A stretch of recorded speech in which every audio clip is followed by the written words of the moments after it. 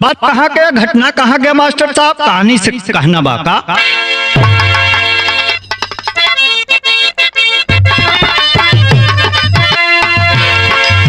पुरुष व नारी की जीवन में एक मस्ती है, एक दूजे के बिना डगमगाती कश्ती है।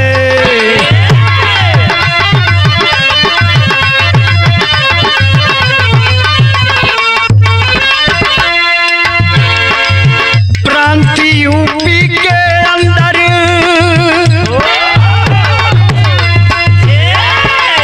प्रांत यूपी के अंदर नोएडा मशहूर जहां, कालोनी राजेंद्र नगर आई है खबर वहां।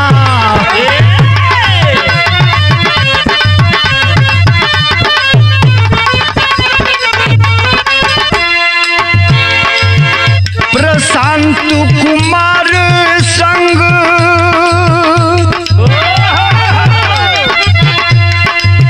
प्रशांत कुमार संग पूनम रहे गुजरिया हो, प्राइवेट फैक्ट्री में प्रशांत करे नौकरिया हो।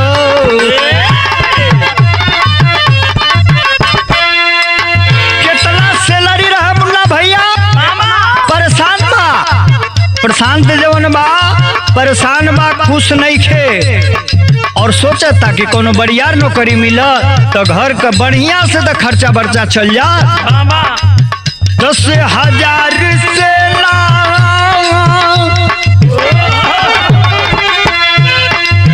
10,000 से ना खर्चा चल पावे हो, महंगाई वाला दिनवा भैया तब सतावे हो।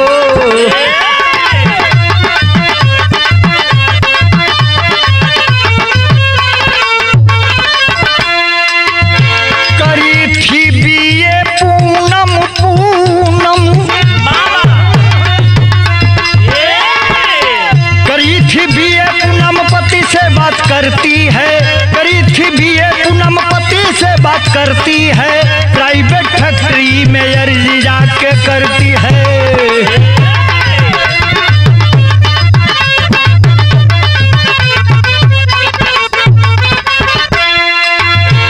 देखा मैनेजर, मैनेजर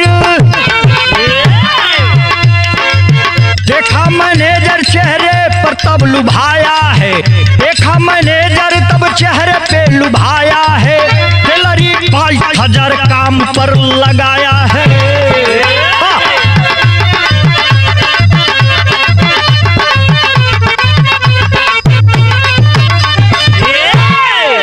बिरहा प्रेमियों गौर करेंगे, बात प्रांत यूपी नोएडा में आवेला, दिल्ली से एकदम सटल।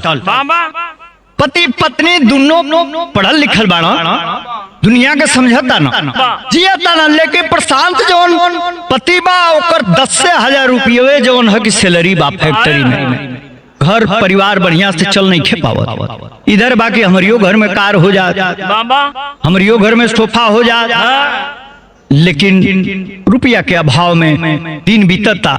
कुछ दिन बीतल हो, पूनम कहले बाग देखिए प्रशांत जी हमारे पति देवता, ऐसा है कि बीए करके बेकार में घर में हाउस वाइफ बन के रहती हूँ, मुझे भी नौकरी की तलाश करने दीजिए, घर से बाहर निकलने दीजिए और हमारी गरीबी दूर हो जाएगी, हम दोनों मिल के कमाएंगे तो गरीबी दूर होना ही होना है। ये बाबू जब लिया के गई हो प्रशांत, मैनेजर का नजर जब पड़ल बा पूनम पर, एकदम फ्लैट हो गई, दीवाना हो गई, अपने बिना पूछल ही बतावा था कि 22,000 तो के मिली।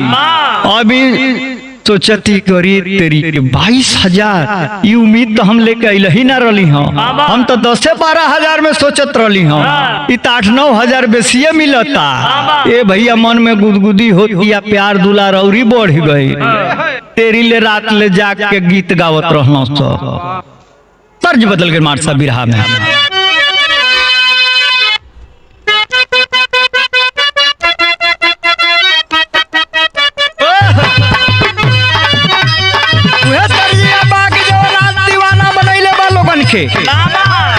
खेतवा जो तना हम पनिया में गईली, लौकल नाही गड़ा हवा,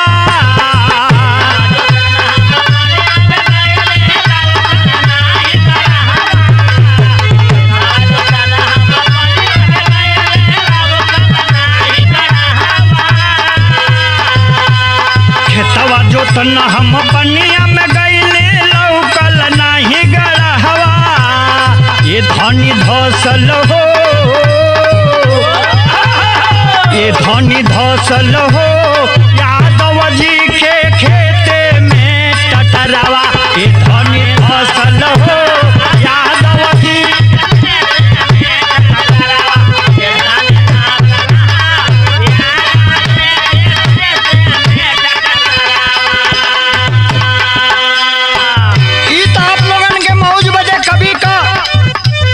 आनंद बदे आप लोगन का एगो मनोरंजन खातिर प्रयास रहल है, लेकिन भाव कितना सुंदर दिखत हुआ। सुखमय अब तह बीतत बदिनवा, दूर भइल परेशानिया,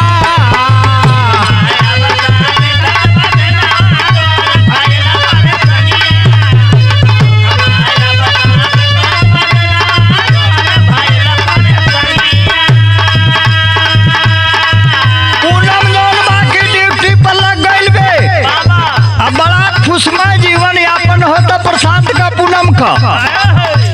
सुखमय अब तह बीतत बदिनवा, दूर भइल परेशानिया,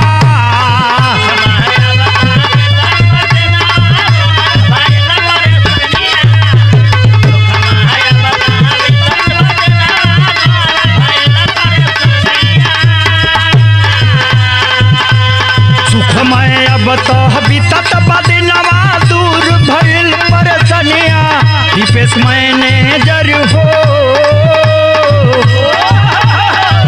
धीरे धीरे बदलल रहनिया, दीपेश मैनेजर हो,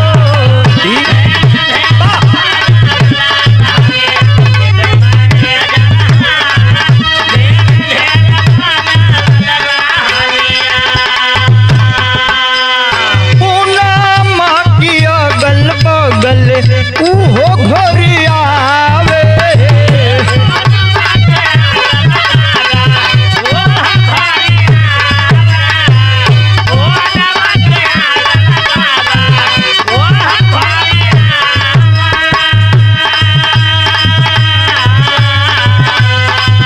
जब मिल मौका बैठी पूनम से बतियावे,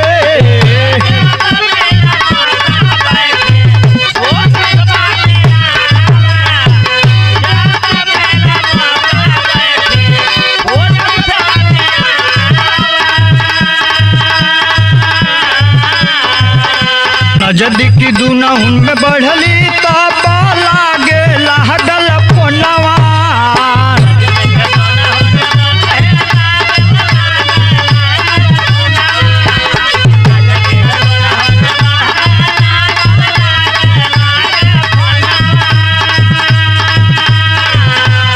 नजदीकी दुनहुन में बढ़ली तब फोन आवे रहनिया, इनत मैनेजर हो, धीरे धीरे बदलल रहनिया, दिनेश मैनेजर हो,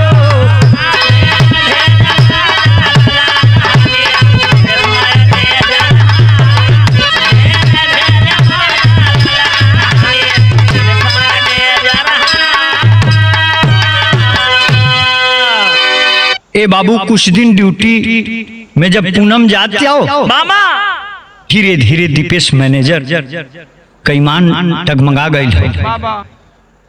ए बाबू डोरा डाले लगल, मौका खोज खोज के पूनम के आसपास में मेरा रात बाला फुसला, धीरे धीरे प्यार का ढोंग जोन हकी रचे लगल।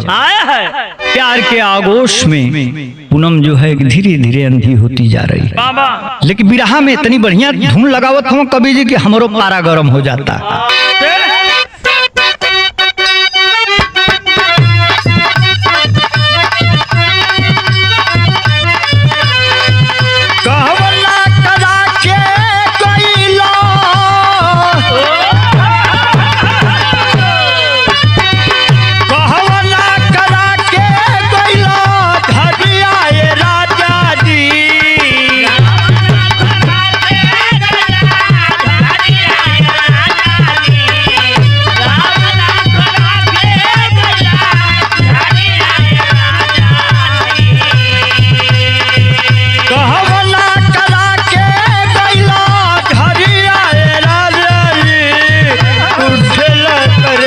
बिरह में उठला जवानी में लहरिया राजा जी उठला जवानी में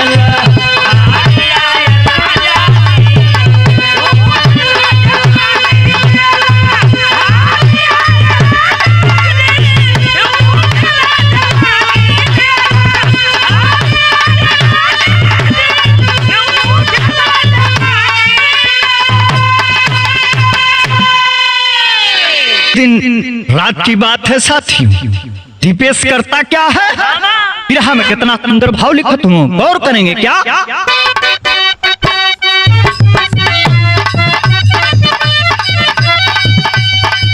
कोई से कोई आपन हम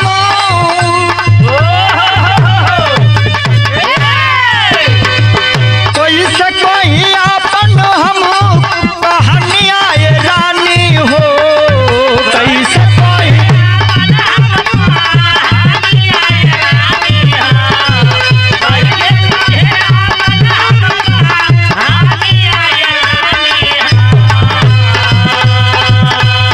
से कोई आपन हम कहानियां रानी हो तोहरा बिना कोटे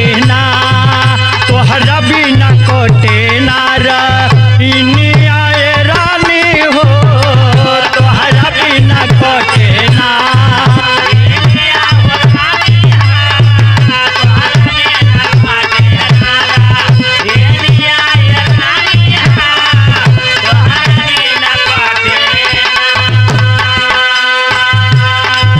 सुनल सन बयानवा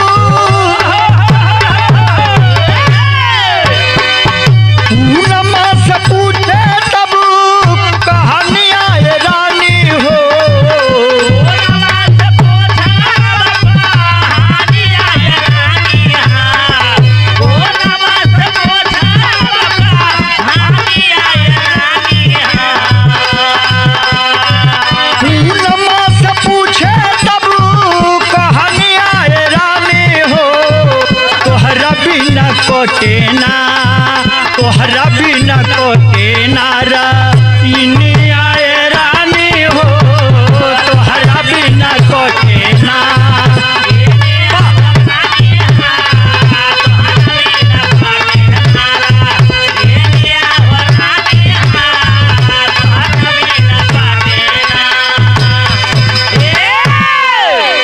ये बाबू देर रात मैनेजर उस फैक्ट्री का दीपेश पूनम को फोन करता है।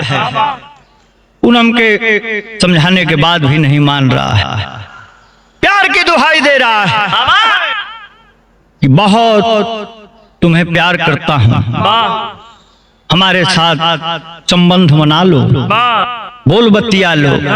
22 की जगह पर 42,000 सैलरी हो जाएगी। विदेशिया में कहता हूँ कवि जी का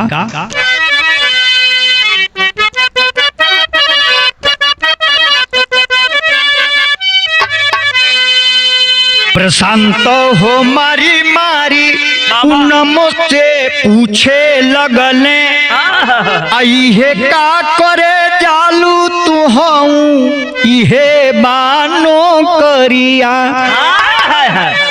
हमारी जतिया के माटी में मिलाई दी हलू अब से जो चली जईबू घर की बहरिया हमसे ना बाबुर के हूँ आ दुनिया में होई सुना आ काटी देव तहिए हो तूनो तोर टंगरिया रोई रोई पूनम सम झावे प्रशांत के अदगिया लगावा जानी हमारी कतरिया जवन तू समझेला अब बात तवन बाटे नाही चली के खियाइला हो कतहूँ तू किरिया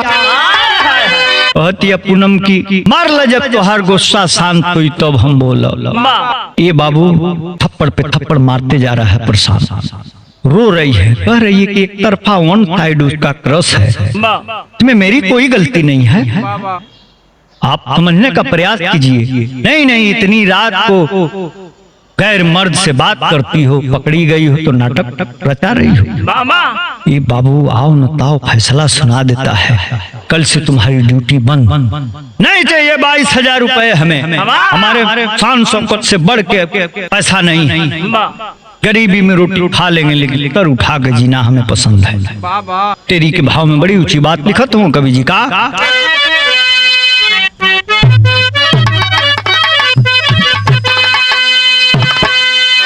नारी की लीला कोई ना जाने अरे अरे स्वयं विधाता जोड़ कोई ना मिला अरे हो मिला नारी की लीला कोई ना जाने जब विधाता हार गई लो तिरिया चैतर के सामने तो इंसान की समझ में आई नारी का तिरिया चरी आई गया शांत बात में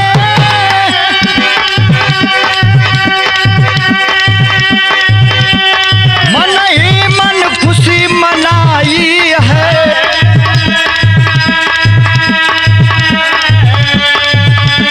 गई है ड्यूटी पर तब पूनम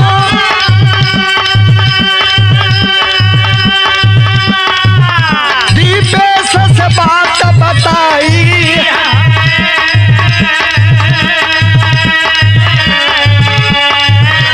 घर पर फोन कभी ना करना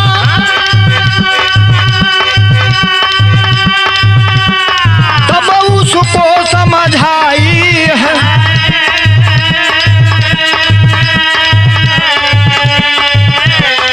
प्रशांत एक दिन बोल पड़ा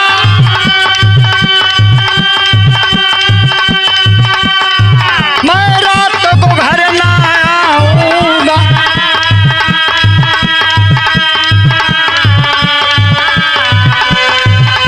खुशी के मारे कूद पड़ी तब दिनेश को बुलाई है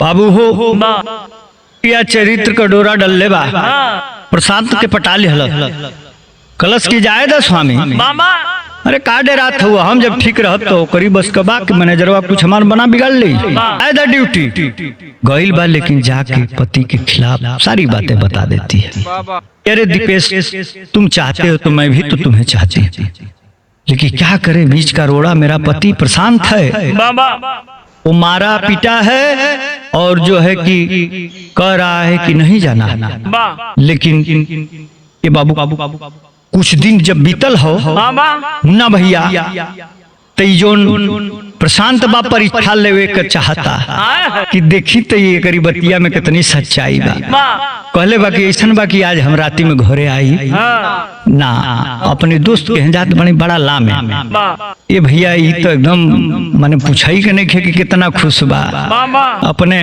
प्रेमी के भुलाई बमलेट खियाई तर्ज बदल गई मास्टर साहब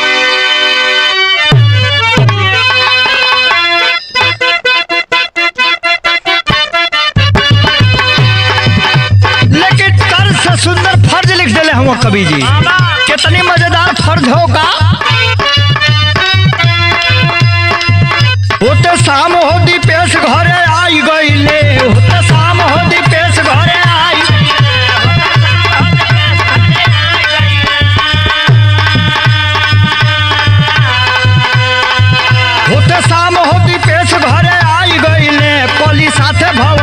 लपटाई गईल कली साथे भवरा हो लपटाई गईल।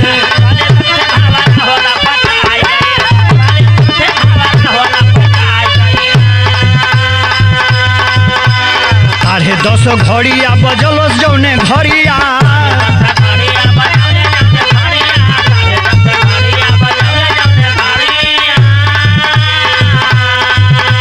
पहले परेशान तौले देखबा दुआरिया पहले परेशान तौले देखबा दुआरिया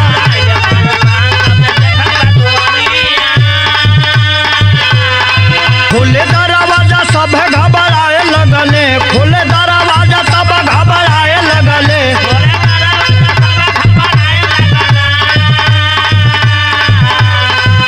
खोले दरवाजा सब घबराए लगले कली साथे भवरा हो लपटाए लगले कली साथे भवरा हो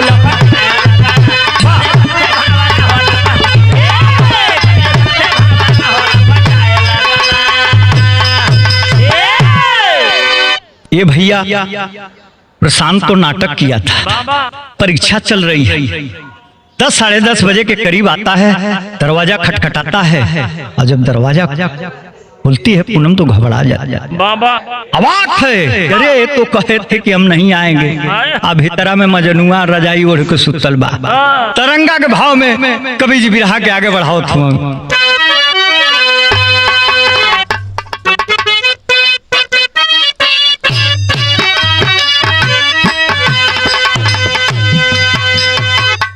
भूले के अड़िया नहीं आवे अब वजहिया नहीं आवे ना वजिया नहीं हो नवा हो कैले पर शांत जी 3-4 घंटी बाजल फोनवा हो नहीं उठल फोनवा हो नहीं उठल पेडनी चदी पे भैले शांत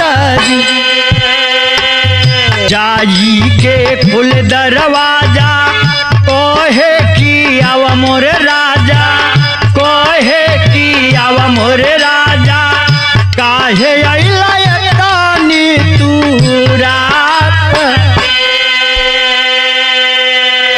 पेड़ पर शांत बैठले पेल्टया झूठा देखले पेल्टया झूठा देखले पूनमा से पूछे लगले बात भागे दीपे सतबले लेके का पालावा हो लेके का पालावा हो कोहे की देखवलो अब काट हो। आए है बाबूजी, देर के बाद दरवाजा खुलता है, फोन की घंटी बज रही है। दोनों जो है कि हवस में लिपटे हुए थे। ए बाबू आई बापूनम दरवाजा खुले हवा क्यों और उधर दीपेश जोन बाकी उघारे वही तेरे बेडे के नीचे घुस गए। ये बाबू जब घुस गई है अंदरमा आके प्रशांत वही बेडवा पर बैठ गई आ देखले बा खूटी पर टांगल पैंट आ जूता मोजा कहते है आवे ने हाई कौने बलमुआ कह रे तू सुधरबी ना। ये बाबू तौले पति पत्नी अपने में उलझत हुआ वो मौका पौलस वही तेरे उघारे पैंट लेले बा हाथे में कवाड़ी से छटक के भागले तो चाहता लेकिन तर्ज बदल गई मास्टर। लेकिन तर्ज से बढ़िया फर्ज है। जब फर्ज बढ़िया होगा तर्ज गावल जरूरी ना हो। कैसे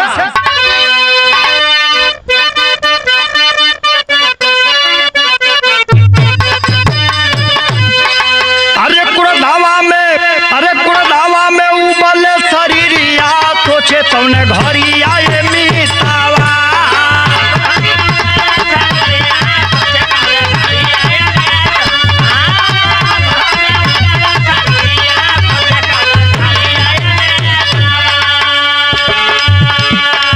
पनिया गवाए होई जिंदगी बेकार हो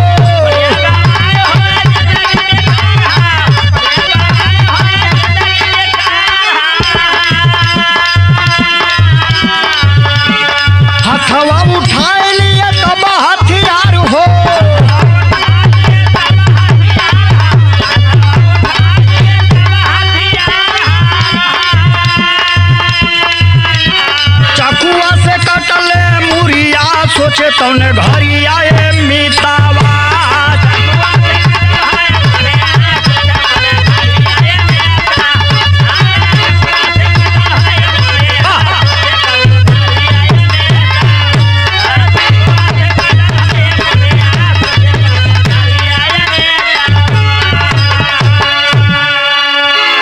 ए बाबू केहू पेशावर हत्यारा ना होला, समय ओके हत्यारा बना देला। ये बाबू जे कमा के खियावता और धांगनी बनौले बा, ओकरी संगे फल हुई तो कैसे कोनो मर्द बर्दाश्त करी हो। लेकिन ये गैर कानूनन अपराध है, मन को शांत करना चाहिए, लेकिन कंट्रोल नहीं होता है। सब्जी वाला चाकू उठा के बाबू पकड़ के और गर्दन को रेत देता है। जो मैनेजर साहब बड़ा कंपनी को अपन इज्जत बचा के भाग गई के उतरे। आला के भाव में कभी बड़ी बढ़िया बात लिखत हूँ बिरहा में का।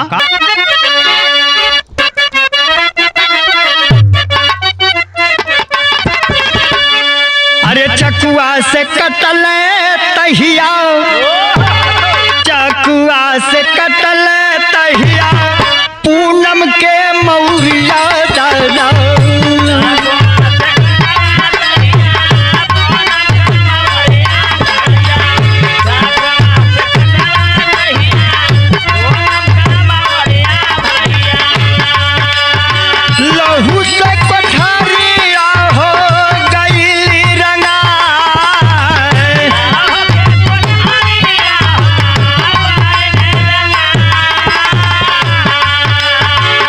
कैसे जी अब बिना जीवन साथिया के भैया,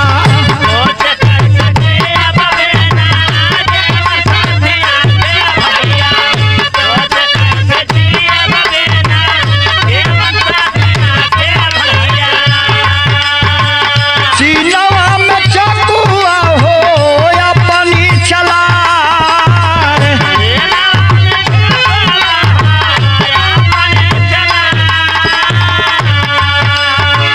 जवले चल सासिया चकुआ तौले चलो लस्सू भैया।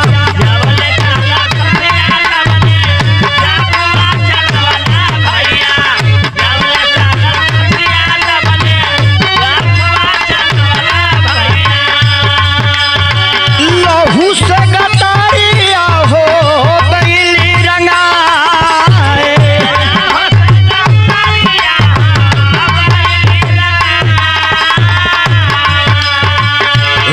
के लचारा गिरी गैल तौने छनवा भैया।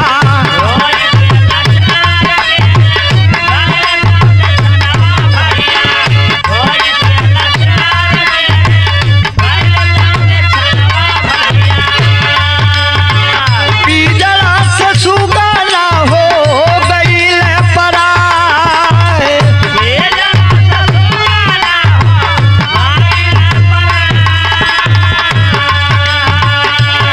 दिन बाद जब दुर्गंध फैलल भैया।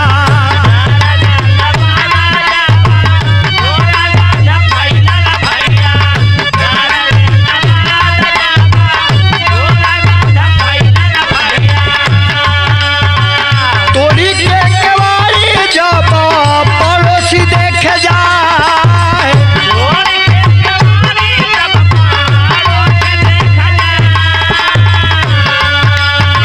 सीसीटीवी में बातें हो कैद सब हकीकत भैया।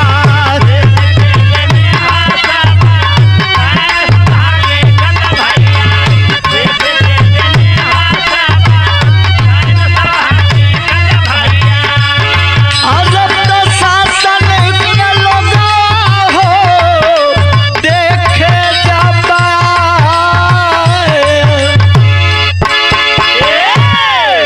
ए भैया जब जब प्रशांत गुस्से में मर्डर कर देता है अपनी पत्नी यानी कि पूनम का, सोच रहा है बैठ के सीने से उस पत्नी को लगा के पूनम को रो रहा है, कह रहा क्यों ऐसा की, हमारे प्यार में क्या कमी रह गई, चलो जब तुम चली गई तो मैं भी चल रहा हूँ तुम्हारे साथ। ये बाबू वो चकुया अपनी पिटवा में मारा था मरला के बाद मूर्छित होकर जमीनिया पे गिर गए हो, मार कमरवा खूने खून हो गई, अंदर से बंद कर दिया था। 4 दिन के बाद जब दुर्गंध फैलती है, चारों तरफ के लोग स्थानीय पुलिस को खबर देते हैं। जब पुलिस आ करके दरवाजा तोड़ती है बाबू, मंजर कुछ और था। ऐसा होता है छोटी सी गलती से एक खिलता खिलता परिवार जो है कि बर्बाद हो जाता है साथियों।